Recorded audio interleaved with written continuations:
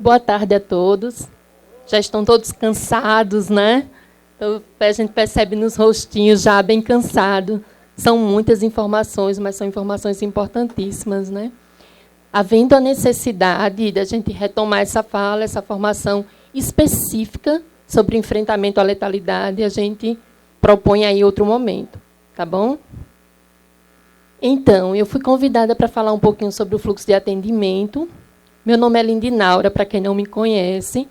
Fiquei na atuação do Programa de Proteção durante o período 2013-2019, na função de coordenadora técnica do programa. Então, atualmente eu componho um grupo focal que é organizado e mediado por uma organização internacional, Unidos pela Vida. Essa organização ela tem o apoio da Casa Pequena Davi. Atualmente eu estou como pesquisadora. O PPCAM, né? Então, o programa aqui na Paraíba, como está organizado, né? Quem é esse órgão gestor, quem é esse órgão executor do programa. Eu destaco aí a questão do decreto estadual. Nós temos o programa aqui na Paraíba desde 2013, mais especificamente o processo de implementação em agosto de 2013. E aí nós temos, né, a União, é um termo de cooperação técnica entre a União, o Estado e a entidade executora aqui na Paraíba, que é a Casa Pequena Davi. Se eu estiver muito rápida, aí a gente retoma, certo? Vou falar de forma bem objetiva para a gente já partir para o fluxo. E qual é a missão do PPCAM? Qual é a sua missão? O que esse programa, né, uma iniciativa inovadora que lida com a questão do enfrentamento à violência letal de crianças e adolescentes, o que ele propõe? E aí eu destaco, né, proteger a vida, contribuir com a inserção social de crianças e adolescentes ameaçados de morte através do acompanhamento. E aí nós temos aí várias áreas de atuação. Desculpa, estou um pouco ofegante, tentando ser rápida, mas aí eu vou tentar pausar um pouco a fala. Através do acompanhamento jurídico, social, psicológico, pedagógico e sempre em articulação com o sistema de garantia de direitos. Qual é a nossa rede de atuação? Onde vocês estão inseridos dentro dessa rede de atuação? E aí eu destaco aí bem no centro da nossa rede, vocês podem observar o nome Conselho Gestor. Nós temos um Conselho Gestor no programa, o qual vocês fazem parte dele ativamente. Nós tivemos um processo de escolha para a representação, tanto de conselheiros tutelares da Paraíba, do interior, como da capital. Da Paraíba, a escolha de vocês foi uma conselheira de Patos, né, que foi a Francisca, e aqui em João Pessoa, a Verônica. Não é isso, Verônica? Do Estado. Isso. E aí nós vamos ter um outro momento esse ano, lá para meados de abril, onde nós vamos novamente estar discutindo esta representação, certo? E aí vocês estão ali, ó, não sei se dá para todo mundo visualizar o pessoal que está lá atrás, onde está a porta de entrada. Tá. Então, aí nós temos quem são as portas de entrada do PPCAM. Né? Nós destacamos aí o Conselho Tutelar, o Ministério Público, a Autoridade Judiciária e a Defensoria Pública.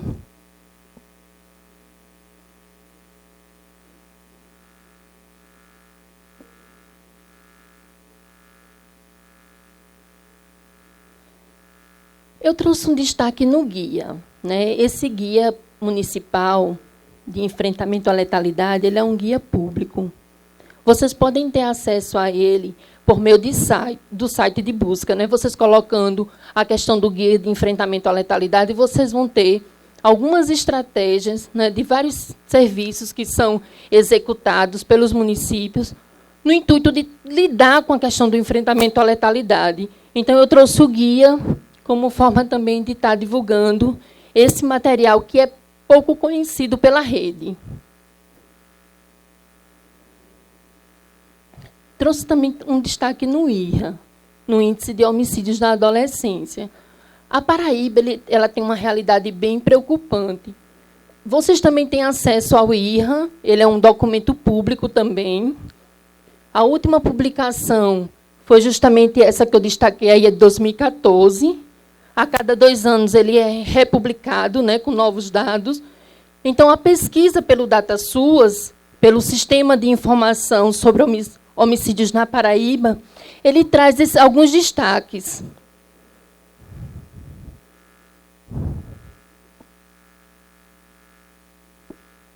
A Paraíba, qual é a realidade da Paraíba? Qual o índice de homicídio? Né? E a gente tem aí alguns estados que estão em destaque, né? Exemplo, o Ceará, Alagoas, Espírito Santo, né? Nós temos também aí a questão da Bahia também, mas aí eu quero dar o destaque à Paraíba, né? Que está em 6º lugar aí no ranking, com um índice altíssimo de isso mesmo, 6,44, que foi o último índice levantado em 2014.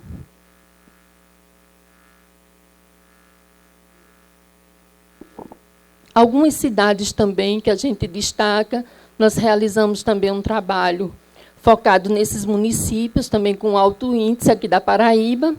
E aí nós podemos destacar aí a cidade de Campina Grande, de João Pessoa, né? Também a gente... Desculpa? Isso, de Patos também, né? Então, essas cidades, nós realizamos um trabalho, né, de formação específica nessas cidades por conta do alto índice. Eu trouxe também uma questão do perfil, bem rapidamente, eu não vou me estender muito nesse ponto.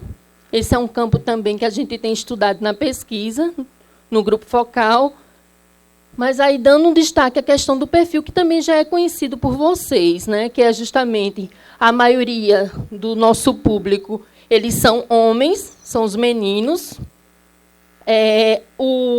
A motivação da morte, né, por arma de fogo, a questão dos negros também tem um destaque, e a questão da faixa etária, que é justamente entre os 12 e os 18, aí vocês percebem que tem um destaque.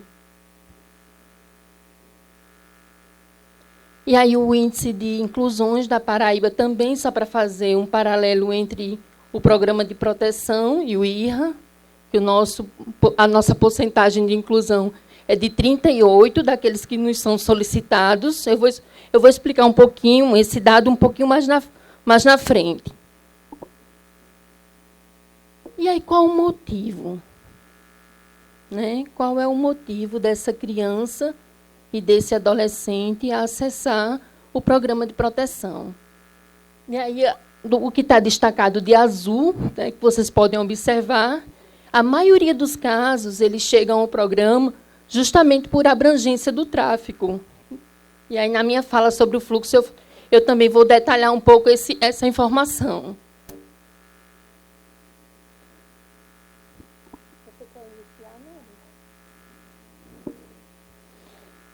E aí, quais são os critérios para ser incluído no PPCAM? Quais são os critérios? Eu destaquei aqui os principais, existem outros. Nós vamos também estar disponibilizando para vocês. Além desse material, a gente vai estar disponibilizando a ficha de pré-avaliação e também o decreto instituidor do PPCAM. Primeiro, tem que ter o quê? A urgência em relação à ameaça, não é isso? Só é demandado para o programa aqueles casos que estão concretamente ameaçados de morte. A situação de vulnerabilidade do ameaçado. E aí vocês, quando chega ao Conselho Tutelar, a primeira pergunta que vocês fazem, né? É um caso de urgência? É um caso que a rede ela ainda pode ter algum encaminhamento, a família já foi acionada? Então, quem faz essa avaliação inicial são vocês. O adolescente, ele tem voluntariedade? No caso de criança, a família autoriza esse ingresso? A justiça autoriza esse ingresso? A criança, ela expressa esse desejo de ingressar nesse programa? Então, são as primeiras indagações que são feitas no ato do atendimento. Outras formas de intervenção adequadas, os meios convencionais. O que é isso? O que são meios convencionais? Né? O que a gente chama de meios convencionais de proteção. Quando a gente faz uma escuta qualificada com a criança e com o adolescente, são feitas as primeiras perguntas em relação ao seu núcleo, ao seu contexto familiar. Não é isso? Assim que a gente atende uma criança ou um adolescente, as primeiras perguntas que a gente faz não é relacionada à sua família? Não é isso? Quem é essa família? Qual a sua composição? É pai, é mãe, é um tio, é um avô, uma avó, é um irmão mais velho? Né? Não tem família? Essas são as primeiras perguntas que a gente faz em relação a esse atendimento. Nós estamos lidando com um direito prioritário, um direito basilar, que é o direito à vida. A gente está diante de uma situação que, se eu não conseguir garantir aquele direito prioritário, os demais direitos não poderão ser assistidos. A gente está diante de um caso complexo, um caso de ameaça de morte, e eu sei que tem um programa o qual pode intervir naquela situação. A pergunta seguinte para esse meio convencional é: há necessidade da intervenção de um programa de proteção? Há necessidade? Então, vocês precisam se indagar em relação se há, de fato, a necessidade de acionar um programa que deve ser a última alternativa. Não a primeira, não a segunda, mas uma última alternativa. E aí vocês se perguntam, será que todos esses encaminhamentos, com base nas minhas atribuições, eles já foram sanados?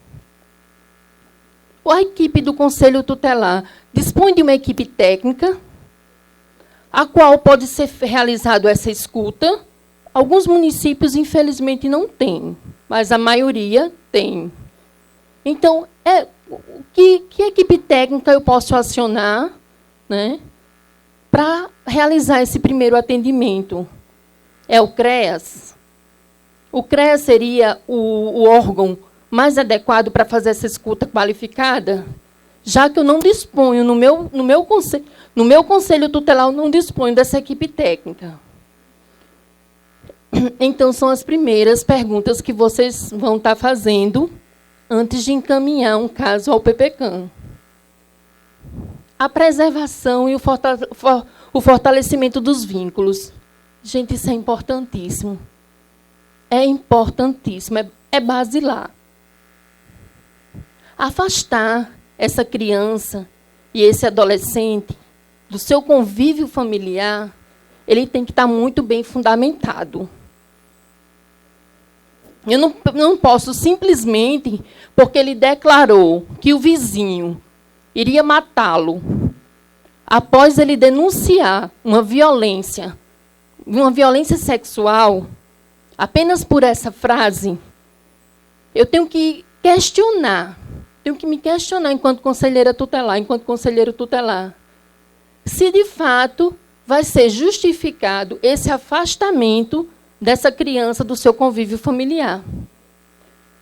Por que, Lindinaura, você está dizendo isso? Porque, na maioria das vezes, infelizmente, nós não contamos com a participação do pai, da mãe ou de algum membro dessa família para ingressar nesse programa. E aí, o Estatuto da Criança e Adolescente, ele estabelece o critério da excepcionalidade, quando a gente tem que aplicar uma medida onde precisa de um serviço de acolhimento. A gente precisa também se questionar em relação a essa ameaça de morte. Será que em família ele não estaria bem protegido? Será que a família não tem condições de garantir essa proteção antes de acionar a intervenção do PPCAM?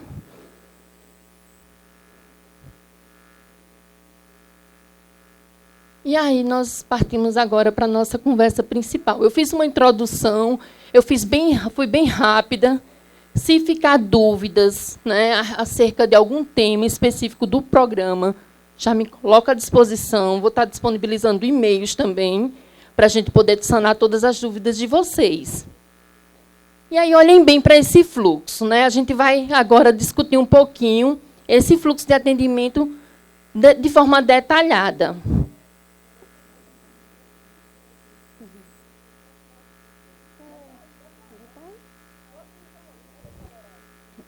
Pronto, então vamos lá.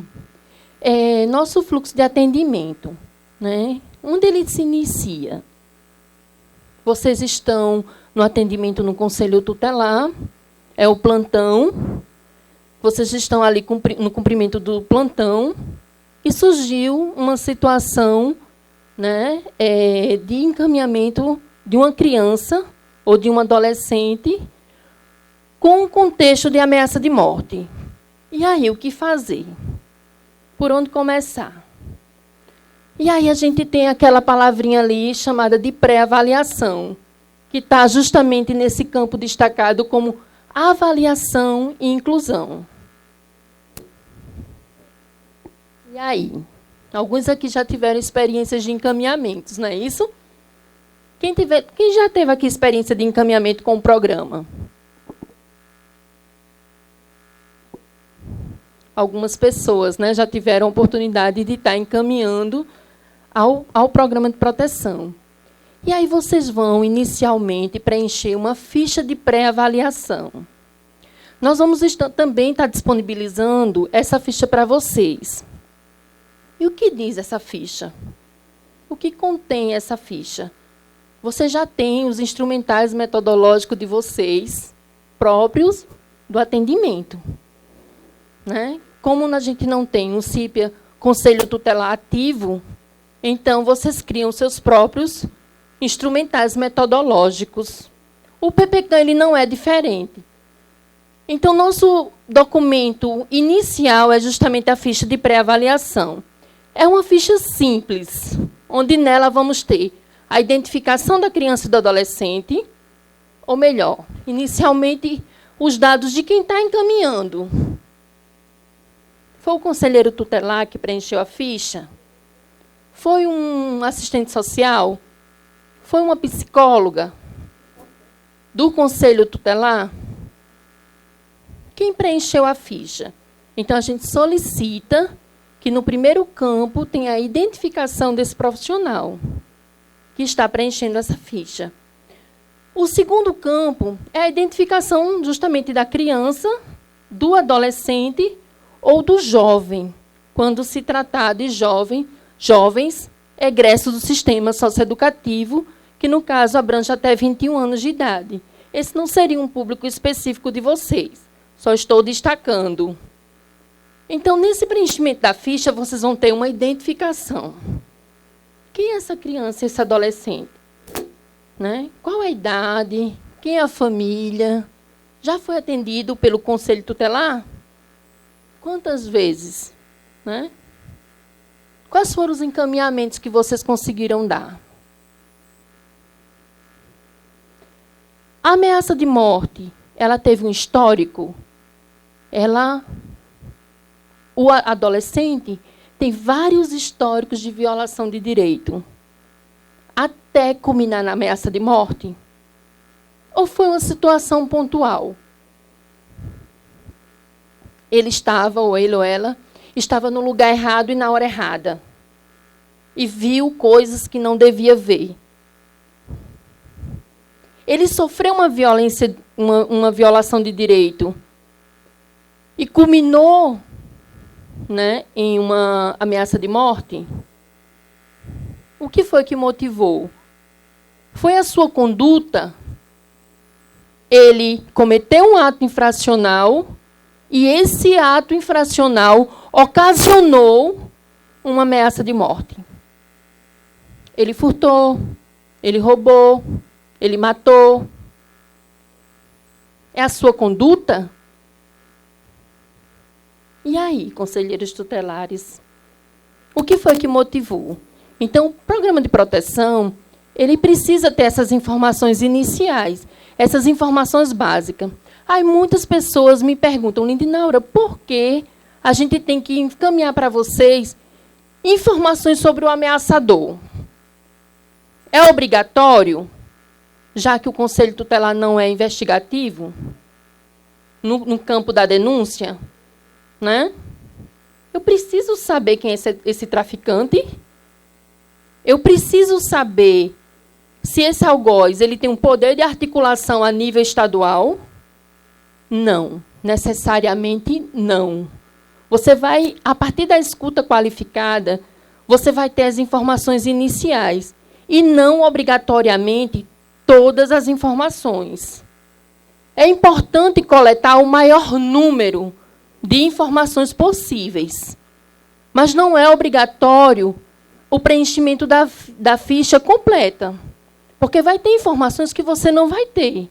Como eu falei na minha fala anterior, esse adolescente é atendido pelo Conselho Tutelar ou está ali pela primeira vez? Você pode se deparar com uma situação de que ele seja atendido pela primeira vez e você não disponha, de fato, de todas as informações, certo? Hoje nós temos um CIPIA, PPCAM, ativo. Nós temos um sistema de informação à infância ativo. Quando eu recebo um caso, eu preciso alimentar o sistema. E eu preciso do maior número de informações possíveis. A gente levanta muito a bandeira dessa questão desse sistema de informação à infância, contudo, ele precisa de recursos humanos para alimentar esse sistema. Então, quando vocês me mandam as informações incompletas, eu tenho dificuldade de qualificar a minha plataforma de informação. Isso é fato, né? Mas não é obrigatório. Lindinaura, é obrigatório ser o conselheiro tutelar ou pode ser um técnico? Pode ser um técnico. Alguém que represente aquele órgão. Não necessariamente o conselheiro tutelar.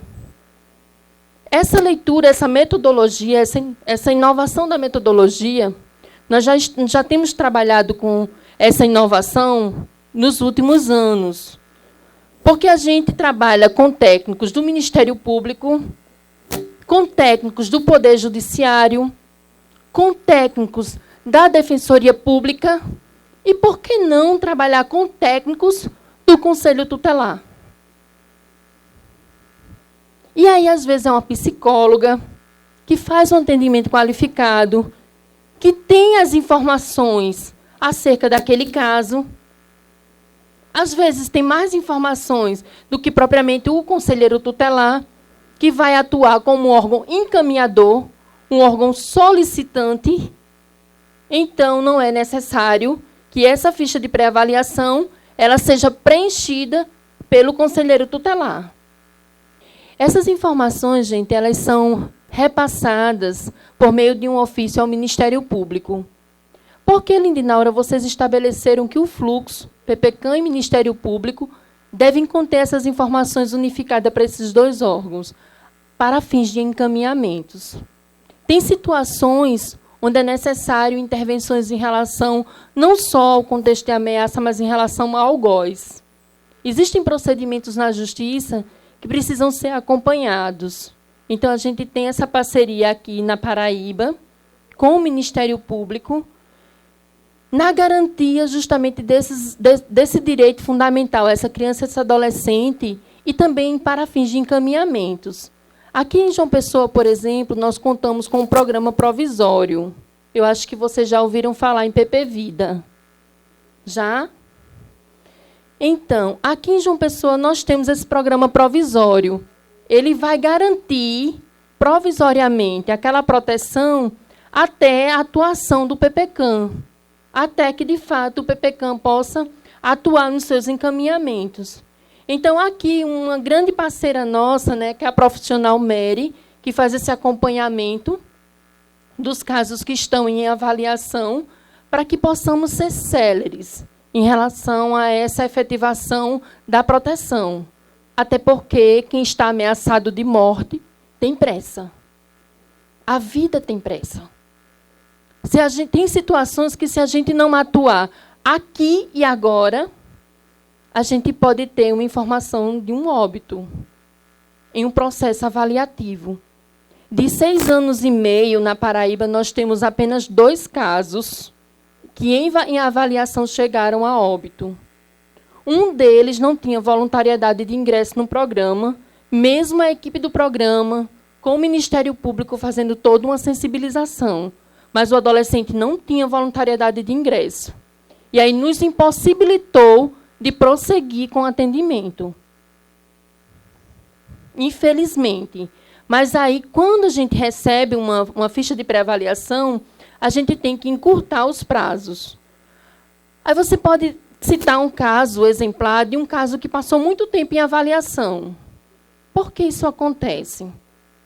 Quais são as modalidades de proteção que o PPCAM trabalha?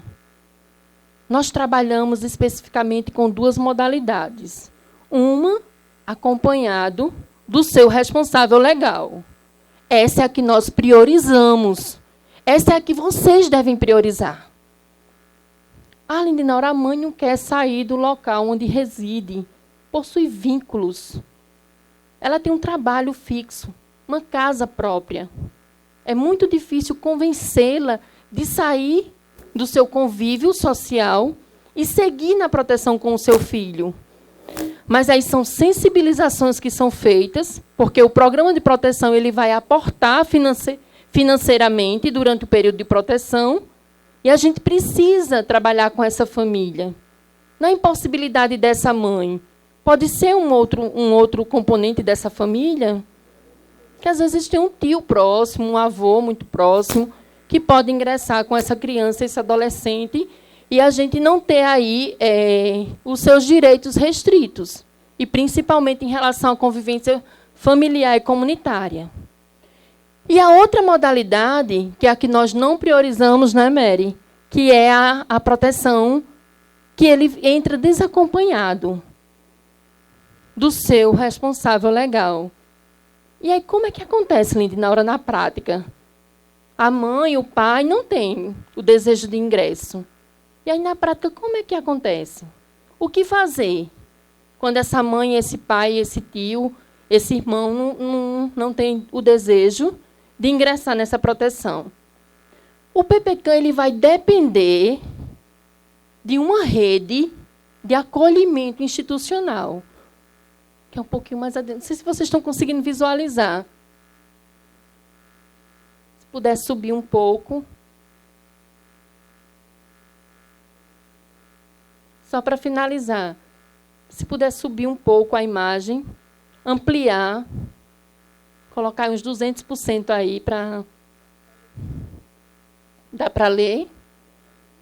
Não. Eu estou nessa parte onde tem PPCAM, analisa o caso para ingresso, para inclusão, no meio do fluxo. Então, gente, nesse caso que entra desacompanhado, como é que funciona? Vai ingressar, o adolescente, a criança tem um desejo de ingresso, seu núcleo familiar não tem, e aí, de que forma o PPCAM vai atuar? Já que o PPCAM não é uma instituição de acolhimento e não dispõe de uma instituição de acolhimento específica para o público ameaçado de morte. Então, ele vai contar com essa rede. Pode subir um pouco? Bem mais. Isso.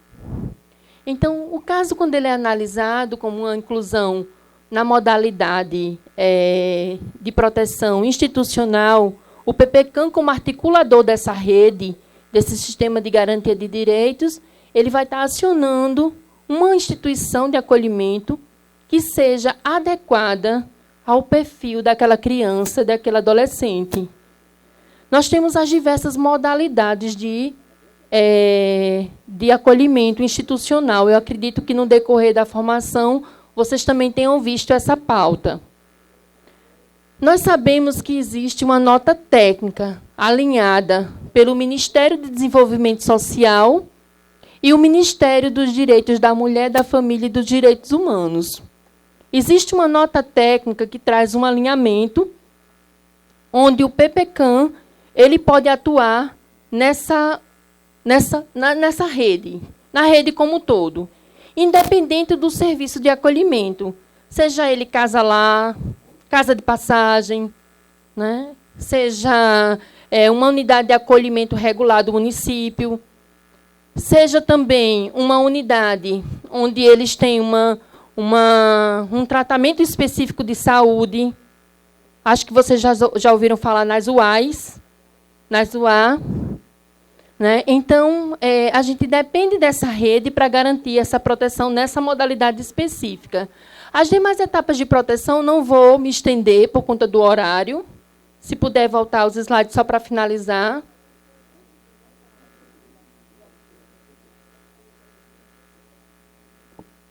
Se voltar, eu finalizo. Apresentação, Shirley. E aí, só para concluir, nas demais etapas de proteção, vocês, no ato de um atendimento com o programa, vocês vão assinar um termo de compromisso. A hora não ajuda, já falei de forma bem objetiva, tentei correr contra o tempo, mas está difícil, principalmente por ser a última fala, vocês já estão bem cansadinhos. Então, eu não vou me estender nas duas fases que seriam as subsequentes, que seria a questão do acompanhamento dessa proteção até o seu desligamento. Mas eu quero destacar que vocês assinam um termo de compromisso no ato desse encaminhamento, onde vocês se corresponsabilizam, junto com o programa de proteção, a seguir o passo a passo dessa proteção até o desligamento de fato. Pode passar, Shirley, para... Esse seria um caso prático, não sei se vai dar para a gente fazer hoje, infelizmente, pelo horário, acredito que não. Pode passar para os contatos. Ampliar, Shirley, aí, por favor. Então, atualmente, como é que está o programa de proteção? Só para finalizar a minha fala. Atualmente, nós estamos aguardando restabelecer o convênio, certo? Nós estamos aguardando. Os atendimentos têm sido feitos por meio desse núcleo, que é o Núcleo Técnico Federal. Tenho trabalhado em parceria com essa equipe de Brasília. A equipe de Brasília tem vindo aqui para estar realizando os atendimentos. O atendimento da Paraíba não parou. Né? Como a gente não tem ainda uma política consolidada, a gente caminha para um projeto de lei. Verônica, que acompanha o programa, sabe disso. A gente está aí discutindo o nosso projeto de lei. A gente acredita que, no tempo próximo, a gente possa consolidar essa política, a questão do enfrentamento de crianças e adolescentes ameaçados de morte, não só da Paraíba, né, mas nacionalmente. E aí, se vocês quiserem anotar aí os contatos do NTF, né, que é o Núcleo Técnico Federal, que tem feito essa ponte com a gente até aproximadamente meados de março. Né? A gente está aguardando aí a questão da aprovação do nosso orçamento, então a gente acredita que, em março, as coisas já estejam dentro da sua normalidade. Pronto, então, Mary vai dar uma palavrinha, se fico aberta às perguntas. Boa tarde.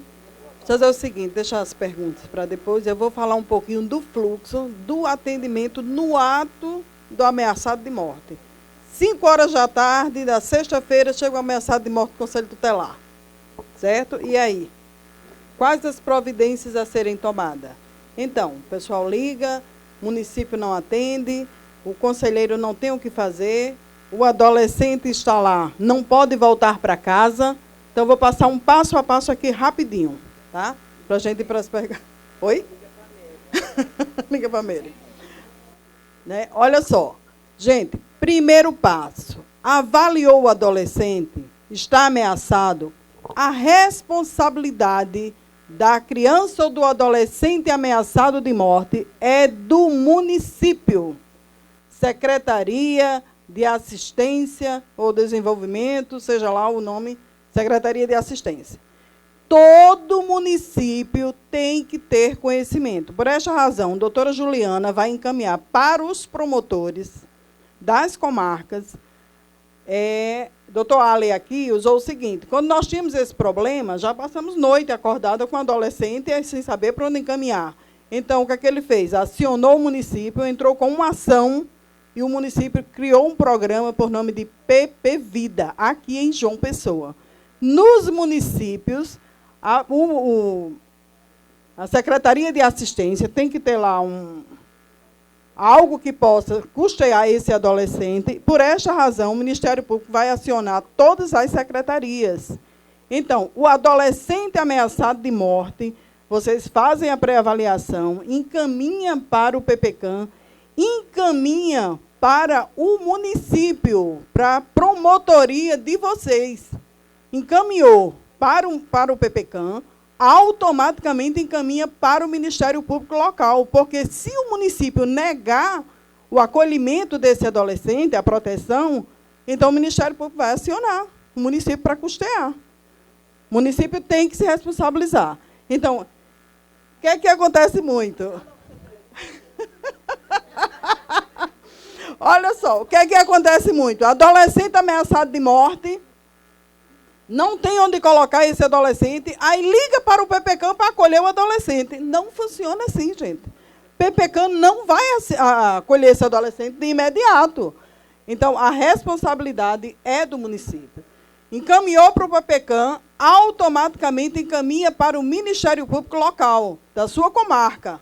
O Ministério Público de lá vai encaminhar para aqui, para o CAOP. Aí eu vou ter conhecimento junto com o PPCAM. Aí nós vamos acionar para agilizar o atendimento, fazer os encaminhamentos, aguardando ele na proteção, ou então, é como ela falou, existem outras alternativas. Tem casos que nem precisa ir para o PPCAM. Aí, quando for um caso que realmente seja de PPCAM, aí a gente vai encaminhar. Caso não, a gente tem outras alternativas e resolve a situação. Só se tiver o caso, que tem casos que o adolescente... Não adianta inserir um adolescente para uma proteção, né, se ele é um adolescente que precisa fazer uma desintoxicação. Né? Muitos casos de ameaça de morte, a gente tirou o adolescente lá da comunidade, sendo o tráfico, ele tanto lá no tráfico como usuário, enfim, 1000 coisas. Então, entendeu, gente, o passo a passo? Chegou o adolescente ameaçado, faz a avaliação, aciona, vocês têm que oficiar a Secretaria de Desenvolvimento de vocês, do município. O município negou, encaminha para o Ministério Público. Faz os 3 encaminhamentos. Encaminha para a Secretaria, primeiro passo. Segundo passo, Ministério Público local, aí encaminha para o PPCAM. Que o PPCAM só vai avaliar após esse adolescente estar na proteção. Primeiro, ele tem que estar na proteção do município, certo? Alguma dúvida? Vamos lá para tirar as dúvidas, né? Oi. Mas, assim, eu agora fiquei um pouco aflito com a questão dos colegas dos municípios de pequeno porte. Não é? Haja vista até que nós ficamos em situação de risco, às vezes vaza na comunidade que aquele adolescente está lá. Já teve caso dos próprios ameaçadores e até o local onde o adolescente está guardando a proteção. E nos municípios de pequeno porte, os conselheiros vão fazer o quê? É uma angústia que me cabe assim, enquanto colega de categoria, né?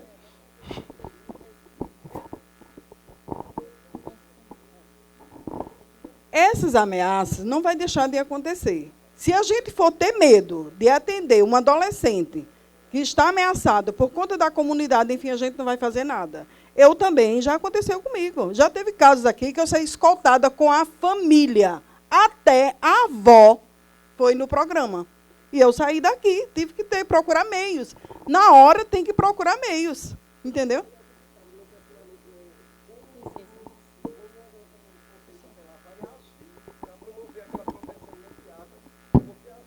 A secretaria, é o que eu estou falando. Olhe, é o que eu estou dizendo. O adolescente ameaçado de morte oficia a Secretaria de Assistência. Olha, gente, chegou um adolescente ameaçado de morte no Conselho Tutelar, feito a pré-avaliação, aciona a secretaria. De imediato, a secretaria tem que dar suporte para tirar esse adolescente da localidade. Só complementando, Lázaro, na prática, nós temos percebido que essa ponte, né, com o Ministério Público e as secretarias de assistência, a gente tem obtido êxito nessa proteção provisória. Tem sido uma prática da Paraíba. João Pessoa tem a sorte, né, de ter um programa provisório. Contudo, nos municípios, quando não tem, a gente tem conseguido garantir essa proteção provisória, seja ela por meio da família, ou seja ela por meio da secretaria. A gente tem vários casos de êxito, né, Mary, que a gente tem conseguido com essa parceria com os municípios mesmo. Eles garantem essa proteção provisória até a atuação do PPCAM propriamente dito. Alguma pergunta a mais, gente, para a gente finalizar? E porque eu acho que vocês têm uma demanda que ainda ficou pela manhã. Então, se alguém tiver, vamos abrir um bloco de 3 perguntas, aí a gente fecha, para a gente não se estender muito. Alguém mais tem alguma pergunta específica em relação ao fluxo de atendimento do programa? Ou até mesmo sobre o que foi dito aqui, alguma informação a mais? Tem alguém que tem alguma informação? Que tem alguma pergunta? Se encerrou o bloco, encerrou as perguntas. Então, pronto. Vamos encaminhar todo o material, né, que foi objeto de discussão, de exposição, a vocês, né, por e-mail, naquele e-mail que foi informado pelo presidente do Conselho Tutelar, né, e aí tudo que foi exposto, que foi discutido, vai ser entregue aos conselheiros tutelares para que possam utilizar ao longo do seu trabalho. Mary é a nossa representante no PPCAM, vinculada ao CAOP, né, e havendo qualquer necessidade de inserção de adolescentes no programa, pode-se recorrer ao promotor da cidade e o promotor entra em contato com o Mary, que faz o acionamento do programa para acudir àquela situação emergencial, né, com a qual vocês se depararem durante o exercício da função. Lembrando que o CEAF está aqui também filmando toda a exposição desde o início da capacitação, e esses vídeos vão estar veiculados no site MPPB e podem ser visualizados a qualquer tempo, se houver alguma situação que ficou não esclarecida, que vocês queriam que reprisasse, alguma informação que faltou pelo cansaço ou porque vocês tiveram que se ausentar em algum momento durante a capacitação, vocês podem revisar as palestras a qualquer momento no site do MPPB. Agora eu vou abrir para as perguntas, né, tendo em vista que durante a manhã a gente não conseguiu debelar algumas dúvidas que surgiram em relação à exposição da manhã. E, eventualmente, temos aqui Shirley, temos aqui Valuce e o PPCAM para tirar alguma dúvida que possa também ter remanescido em relação às palestras anteriores. Então, eu passo aqui a palavra para vocês. Quem tiver dúvidas, pode sinalizar que a gente entrega o microfone e dirime alguma dúvida que persistiu. Bem, de manhã, a gente teve a impressão que a gente era tudo super-homem e Mulher Maravilha, né? Porque nós que temos a fama de que não fazemos nada, nós fazemos muita coisa. E aí, eu queria falar com a doutora Juliana, porque algumas inquietações ficou em todos nós. E eu fiquei muito inquieta durante toda a sua fala. Mas não foi mal, não. Foi bom, mas se prepare. Assim, primeiro, a gente gostaria de expor um pouco a situação dos colegas conselheiros, principalmente do interior, que recebem um salário mínimo, que vem para uma formação dessa sem ajuda do município, né? nem para o almoço. Hoje nós tivemos companheiros que, se não tivesse trazido R$10, não tinham almoçado. Porque o município não cumpre o seu papel de financiar a formação continuada. Essa aqui é uma formação. Então, a gente pede, a gente já está denunciando que o... Sim, agora a senhora vai deixar eu falar. A senhora falou a manhã inteira. Aí a gente já está denunciando ao Ministério Público e pedindo que fiscalize os municípios que não vieram. Os municípios ali das colegas ali, eu ia passando e elas disseram, se eu não tivesse R$10, eu não teria como almoçar. O município bancou a vinda de vocês, colegas? Então, não tem essa do prefeito não ter dinheiro, ele tem que ter. Seria bom depois anotar. Exatamente. Pronto. Aí... Olhe, então, olhe bem. A senhora...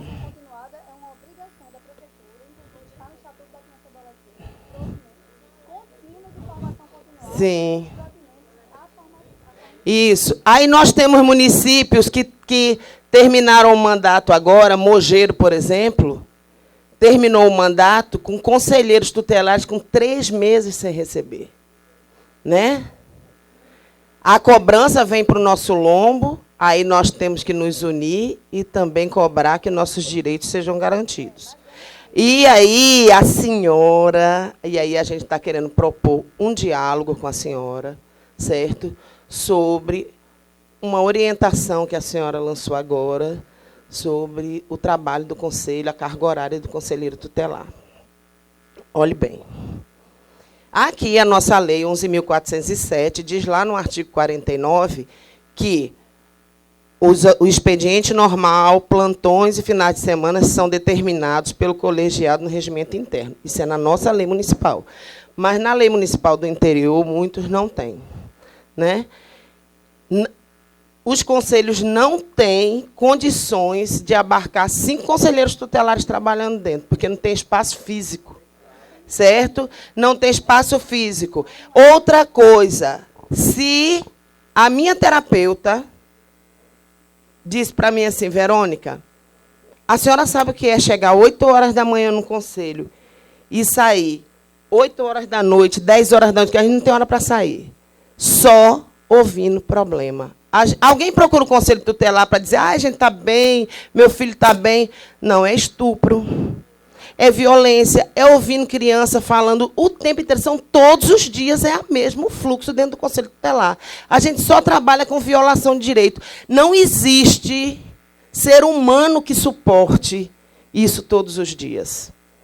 É a mesma coisa de um policial, de um médico, que ele não consegue trabalhar todos os dias naquela complexidade. Nós trabalhamos numa complexidade muito grande, nós precisamos da sensibilidade do Ministério Público, porque nós não estamos nos negando a trabalhar, mas nós não temos condições psicológicas, porque o que nós recebemos não dá para pagar um plano de saúde, não dá para pagar um acompanhamento psicológico, e a gente está adoecendo. A gente está adoecendo por quê? Porque a gente entra dentro do Conselho Tutelar com o sonho de resolver todos os problemas de criança e adolescente. Aí a gente, com menos de um mês que a gente... Quem é a primeira vez aqui que é conselheiro tutelar? Qual é o sentimento de vocês hoje? Não é de impotência, não? Porque é frustração, e a frustração adoece. Eu estou no meu 2º mandato, eu entrei no meu 1º mandato com uma militância de 33 anos, de militância dentro da política da criança e do adolescente. Eu fui adolescente protagonista, fui educadora, sou militante. Mas eu, hoje, no início do meu 2º mandato, eu estou adoecida. Porque, simplesmente, nós não vemos soluções. Nós não temos resposta. A política, é muito bonito quando se vem aqui na frente e se diz, a política pública está funcionando. Era para funcionar, mas não funciona. Não funciona. nós encaminhamos para o CRAS, para um benefício eventual, e a gente precisa judicializar. Quando a gente precisa judicializar algo, é porque a política pública não está funcionando. E não funciona. E aí, a população vai em cima de quem? Não adianta, olhe, a procuradora, ela pode falar do jeito que for. Doutora Juliana, nós estamos na ponta, dentro da comunidade. Tem coisas que é perigo de morte para o conselheiro. Nós não podemos entrar com a polícia dentro da comunidade, porque a gente só entra uma vez. A porta do conselho tem porta de entrada, não tem porta de saída. Nós não temos um guarda municipal para nos defender. No conselho tutelar de Mangabeira, os 2 vigilantes que ficam durante o dia, um está com demência, porque ele é idoso demais, e um está com demência, e o que fica final de semana é alcoólatra. Quem é que nos defende? Nós não temos, e a gente não quer segurança armada na porta do Conselho Tutelar. Não é isso. A gente quer fazer o nosso trabalho da forma correta. Porque se a gente fizer o nosso trabalho da forma correta, sem os órgãos exigirem que a gente faça o que não é nossa função, nós não vamos nos colocar em risco. Agora, se a gente começar a fiscalizar a festa, nós não fiscalizamos festa, nós nem lá vamos, nós ficamos esperando para fazer o encaminhamento. Nós solicitamos a vara da infância que encaminhe os seus agentes da infância para fazer a fiscalização. Nós fizemos uma reunião com o doutor Adailton Lacer e ele deixou isso bem claro. Do mesmo jeito que conselheiro tutelar não faz recâmbio, nem carrega a menina ameaçada de morte de um município para outro, porque a gente se bota em risco. Eu não quero ter direito a usar arma, porque eu sou conselheira tutelar.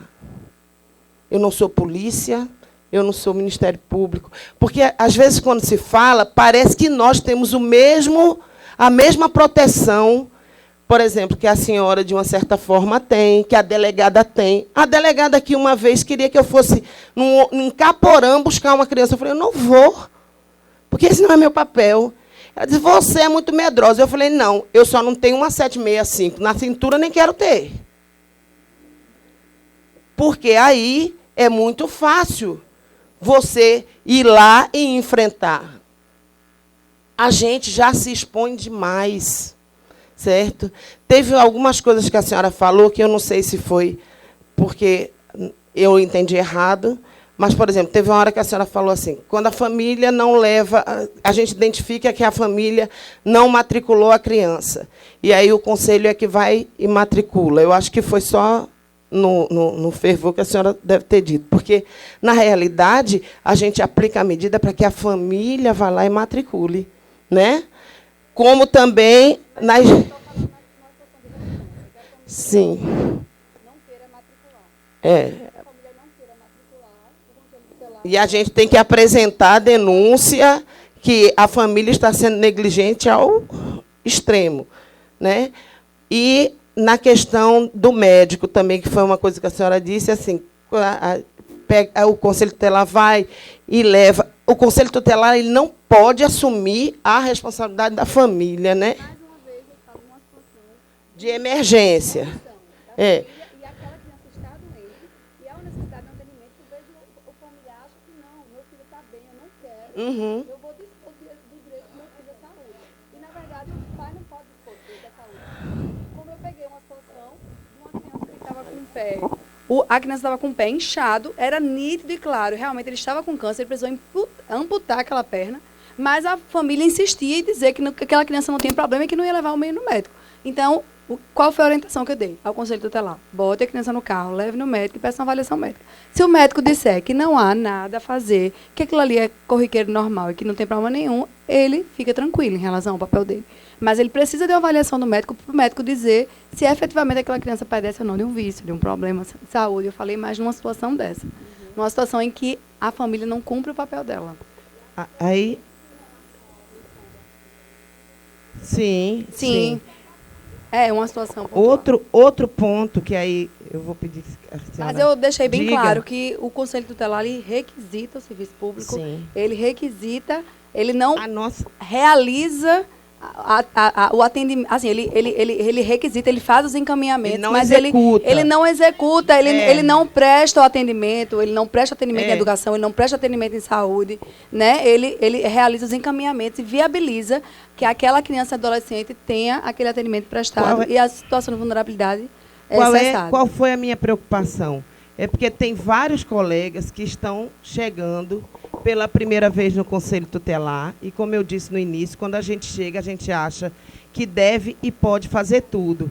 Aí, de repente, como eu fiquei na dúvida se eu tinha entendido dessa forma ou não, eu preferi trazer para se esclarecer mais uma vez. Por óbvio, o que o Conselho Tutelar vai ao chegar na família, detectar uma série de violações, fazer os encaminhamentos. Sim. A família tem que assumir o papel dela, até porque o Conselho Tutelar não tem como estar levando o menino todo dia para a escola, não tem como estar levando o menino para fazer o atendimento junto a um serviço de CAPS, né? Então, tem que se delegar à família a atribuição de promover esses acompanhamentos e de velar pela saúde e pela educação do seu filho. Mas é interessante que se deixe bem claro para aquela família que ele não dispõe do direito à educação do filho dele, que ele não dispõe do direito à saúde do filho dele. E que se efetualmente aquela família deixa de cumprir o papel, o Conselho Tutelar tem que velar para que aquela proteção aconteça, né? De alguma forma, e punindo a família, como também, em algumas situações, intervindo diretamente para que aquilo ali se regularize. E aí a gente quer agradecer, né, ao Ministério Público por esse momento, que eu acho que é muito válido. Deixa só eu colocar umas ponderações aqui, que você falou algumas coisas. Eu fiquei tentando segurar assim, na minha mente o que foi pontuado. Uma em relação às diárias que não foram pagas, despesas com transporte, com alimentação, em relação à capacitação. A capacitação é uma obrigação do gestor público, ele precisa disponibilizar a capacitação periódica para conselheiros tutelares. Antes de vocês virem aqui, cada promotor de suas comarcas expedir uma recomendação dirigida aos gestores, né, e explicando a necessidade de prover a formação continuada, inclusive arcar com gastos atinentes à alimentação, né, diária e transporte, né? Então, assim, isso aí precisa ser efetivado, né? O gestor ele precisa cobrir os gastos e, se não houver esse ressarcimento do dispêndio, vocês podem procurar o promotor, né? Porque a recomendação dele foi descumprida e isso implica em responsabilização do gestor pelo descumprimento do dever dele, que é de viabilizar essa formação continuada, que para o gestor, ele não teve gasto com a capacitação em si. O gasto dele é só em relação ao diário, né? Então, isso aí é o mínimo, né, que o gestor tem em relação a outras despesas, inclusive, que ele tenha, porque ele precisa formar continuamente os conselheiros tutelares, vai precisar gastar com outras capacitações que por aí virão e que, inclusive, sejam até pagas. Ele precisa arcar com esses ônus, ele precisa capacitar e ter conselheiros tutelares preparados e habilitados a exercer a função, e ainda mais uma função que se renova a cada 4 anos, conselheiros novos chegam, que não têm experiência e que precisam ter um preparo mínimo para exercer da função, em benefício da população infantil do município. Então, é importante que o município arque com todas essas despesas. Então, não havendo o ressarcimento, podem acionar os promotores das respectivas comarcas. Em relação à questão da nota técnica, eu só queria deixar bem claro que não foi uma coisa assim criada pelo Ministério Público. O que, na verdade, a gente fez foi só documentar coisas que já existem na legislação, certo? A gente compilou a nota técnica da COPEGE, nós trazemos esclarecimentos, na verdade, do que já existe na legislação. Então, assim, não tem como o Ministério Público, por exemplo, fazer transigir em relação ao que está ali naquela nota técnica, porque, na verdade, não é uma coisa que foi criada pelo Ministério Público, né? Se a legislação fala que o conselheiro tutelar ele precisa cumprir a jornada de trabalho estabelecida na legislação, eu não posso, enquanto Ministério Público, dizer, não, tudo bem, façam aí um revezamento da escala de trabalho. Não há como transigir em relação a isso, né? A escala de trabalho ela precisa ser respeitada. Agora, por óbvio, que se o conselheiro trabalhou no plantão, no sobreaviso, aquelas horas que ele trabalhou a mais, ele precisa compensar. E aí sim, é por isso que é possível a compensação, seja por hora, por banco de horas, seja por intermédio, né, de uma remuneração extra fixada por lei municipal. Então, assim, o que na verdade a gente colocou foi uma situação que, inclusive, já era uma solicitação nacional. Eu, inclusive, fui solicitada pela COPEGE, né, indagada por que no estado da Paraíba os conselheiros tutelares não cumpriam a carga horária. E isso não acontece em outros estados da federação. Então, a gente precisa reavaliar, repensar. Se a carga horária é exacerbada, a legislação impõe uma carga horária exacerbada, vamos mudar a legislação municipal. Mas, se a legislação municipal estabelece uma carga de 40 horas semanais, precisa se cumprir a carga horária de 40 horas semanais e os horários extras labutados podem ser compensados através do banco de horas. Mas a gente precisa cumprir a lei municipal. Se a lei municipal é excelente, considera-se a carga horária de um servidor público municipal. O servidor público municipal tem horário, o conselheiro tutelar também tem horário a cumprir, certo? O revezamento ele se dá no sobreaviso e nos períodos de plantão.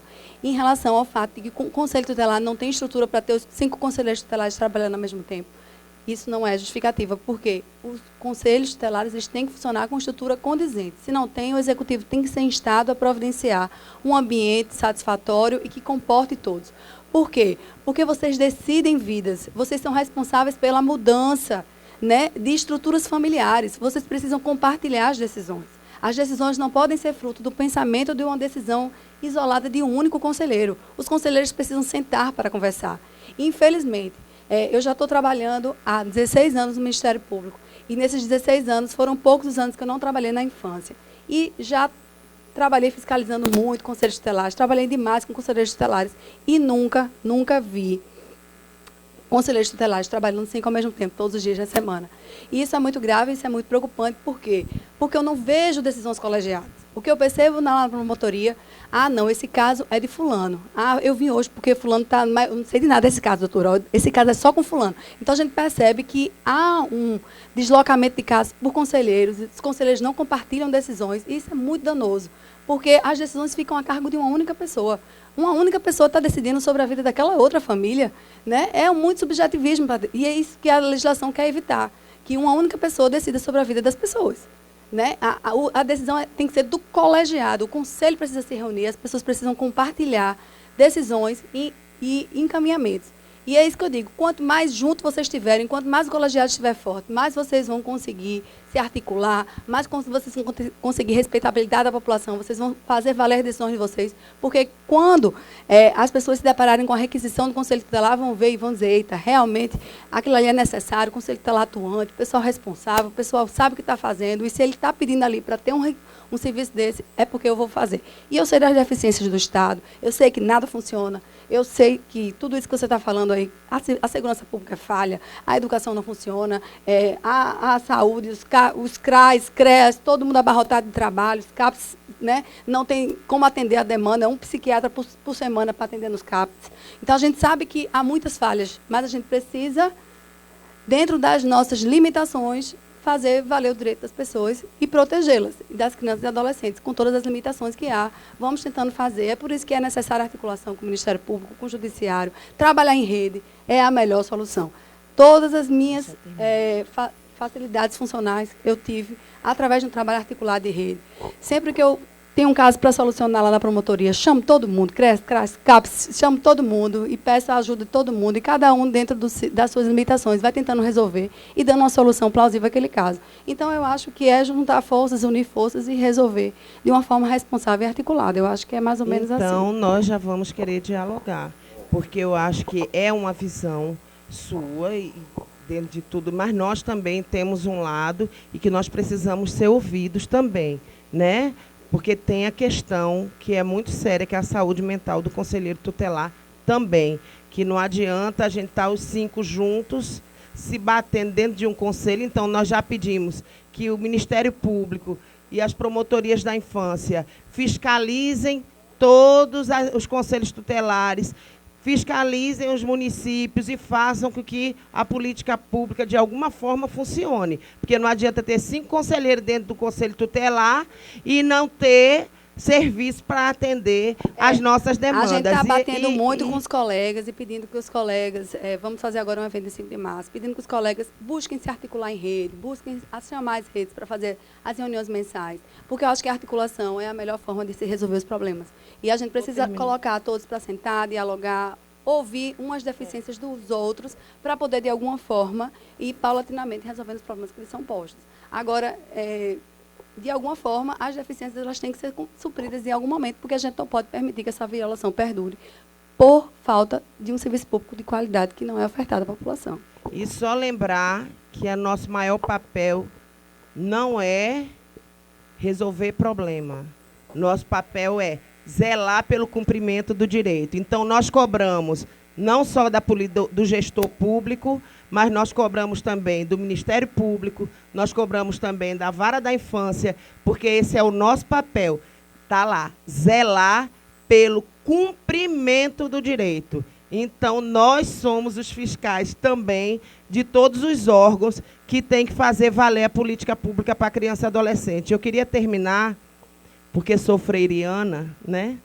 Antes disso, lembrar que a gente precisa documentar tudo. Não adianta eu vir aqui, vocês virem aqui falar sem documentar. Vamos encher as promotorias de documentos, certo?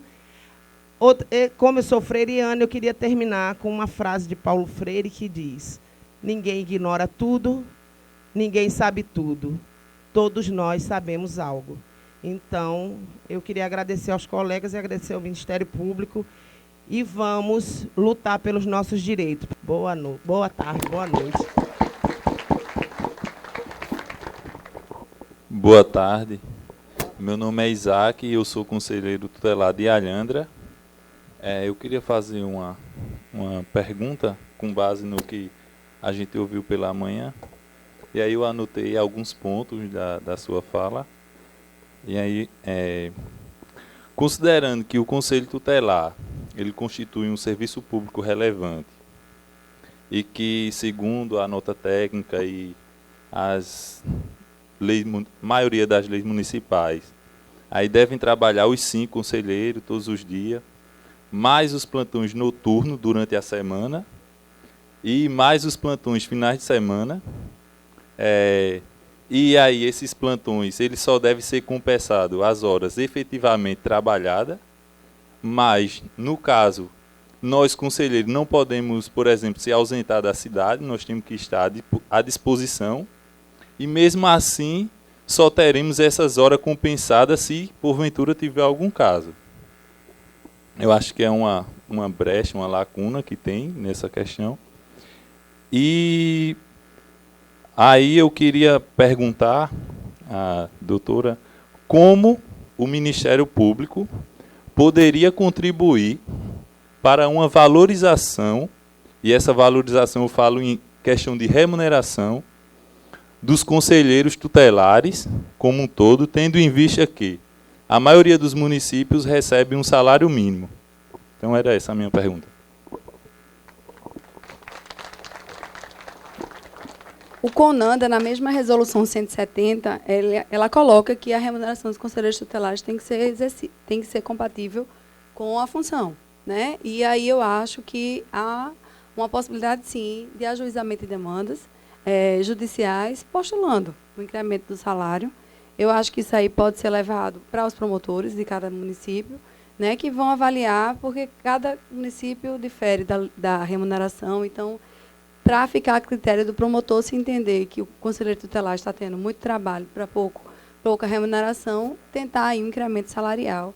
Eu já fiz audiências nas promotorias, buscando, junto aos gestores públicos municipais, o incremento de salário para conselheiro. Né, eu encampo as lutas, né, nas comarcas em que eu atuo. Então, eu acho que os promotores podem ser instados a ajudar nesse aspecto. Né? Em relação a questão dos plantões de sobreavisos, eu entendo, né? A legislação era omissa, né? Os regimentos internos muitas vezes não trazem, e é por isso que o CONANDA traz essa disciplina, e o COPEG veio e lançou a nota técnica, que é uma nota técnica que de alguma forma vincula, né? Enquanto não houver uma legislação ao contrário, e essa nota técnica ela preconiza que sejam considerados para efeito de banco de horas aquelas horas efetivamente trabalhadas. Né? As horas de sobreaviso em que o conselheiro esteja apenas à disposição do órgão, elas não são consideradas jornada de trabalho, e se ele não trabalhou, ele não teria o direito à compensação, né, por banco de horas. E daí há uma vinculação nesse sentido, não tenho como também transigir em relação a isso, né? Mas vocês documentem essa... Não impede que os conselheiros, entendendo que isso não seria justo, eles podem questionar sim e apresentar reflexões. Eu digo sempre que É. Vocês não têm associações, né, de conselhos tutelares, provoquem o legislativo a regulamentar isso melhor, né? Até então, o que nós temos são resoluções do CONANDA, orientações técnicas do Colégio de Procuradores, e nós precisamos seguir as orientações que nos são passadas, né? Porque muitas vezes quem faz a legislação não entende de fato o trabalho que o conselheiro repete todos os dias. Então é preciso mostrar para Na verdade, eu entendo que essa lacuna legislativa ela traz muitas incertezas para o funcionamento do Conselho Tutelar, e isso acaba, de alguma forma, gerando algumas implicações. Eu acho que o mais prudente seria se todas as legislações tivessem um parâmetro, né, fixasse, sei lá, 30 horas semanais para conselheiro tutelar como jornada de trabalho e possibilitasse a compensação de horário, de sobreaviso plantão, né? Poderia-se ver alguma coisa nesse sentido, mas como deixa a carga da legislação municipal, então cada legislação municipal estabelece a sua jornada de trabalho. O fato é que a jornada de trabalho estabelecida na legislação, ela precisa ser cumprida, não pode ser relativizada e não pode ser cumprida em regime de revezamento, porque isso implica na ausência do colegiado. E o colegiado é extremamente importante para que as decisões sejam compartilhadas, né? Inclusive, é o espírito do Conselho Tutelar que as decisões sejam tomadas em assembleia.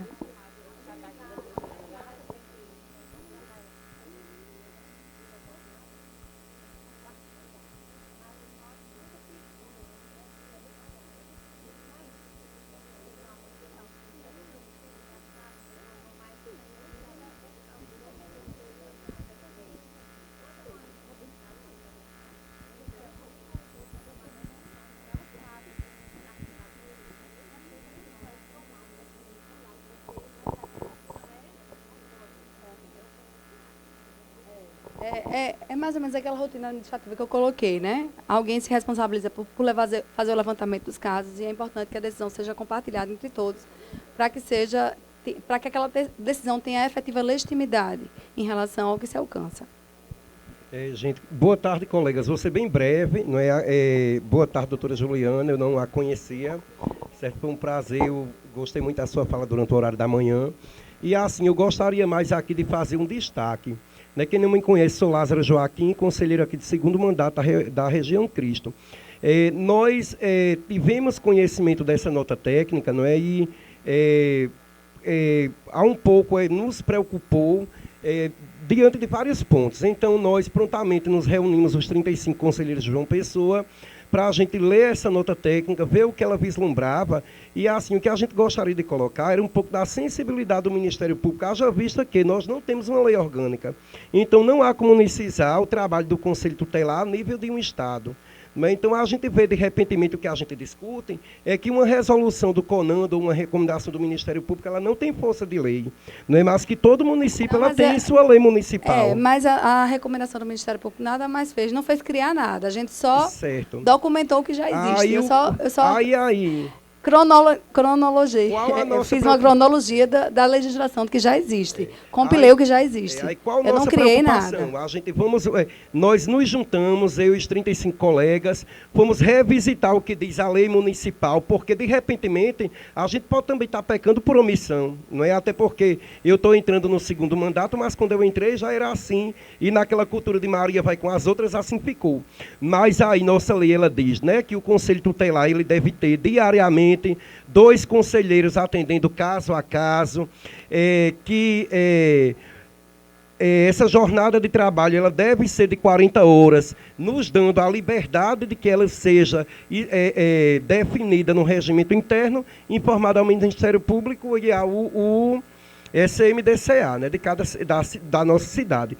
Aí, assim, seria bom um pouco, assim, a gente contar com a sensibilidade do Ministério Público, dos gestores que estão à frente disso, para ver, de fato, o que diz cada lei municipal. Sim, mas, né, a nota técnica ela diz, né, exatamente isso, que a legislação municipal ela deve ser observada no primeiro momento. Muito me preocupou, enquanto profissional, os demais colegas, pelo fato de que a gente, quando vê aquilo ali, me dói no coração ligar a televisão em época de processo de escolha escolha de conselho tutelar. Porque para a mídia paraibana, nós somos digamos assim, no popular, um bocado de aproveitador que não gosta de trabalhar. E, de repente, aquilo ali só aumenta mais esse mito, sabe? Mas eu creio que, assim, solicitar da senhora e dos demais que estejamos abertos ao diálogo para a gente fazer essa construção coletiva. Tá bem? Era só isso mesmo. Obrigado, viu? E parabéns aí pelo momento, é muito válido. Da outra, no outro mandato nós não tivemos, assim, sempre é bom revisitar, as informações foram muito importantes. De fato, a vacância dos colegas aqui de João Pessoa é porque nós só tivemos notícia ontem dessa formação quase às 11 horas da noite, que não chegou nada. Então, pedir desculpa pelos colegas faltantes. Obrigado, Shirley. Eu agradeço demais a presença de todos, espero ter ajudado. Vamos entregar toda a documentação e todo o material que foi exposto a vocês para que vocês exercitem aí o mandado. E eu desejo sorte, desejo uma boa atuação, desejo sucesso no trabalho e espero, né, agradeço aqui na pessoa de coordenadora do CAOP, mas em nome de todos que aqui estão, que compõem o CAOP, agradeço a participação de todos e esperamos ter aí contribuído e disseminado aí, plantado uma sementinha na mente de todos para que possa aí, de alguma forma, ajudar na execução do trabalho. Tá bom? Muito obrigada.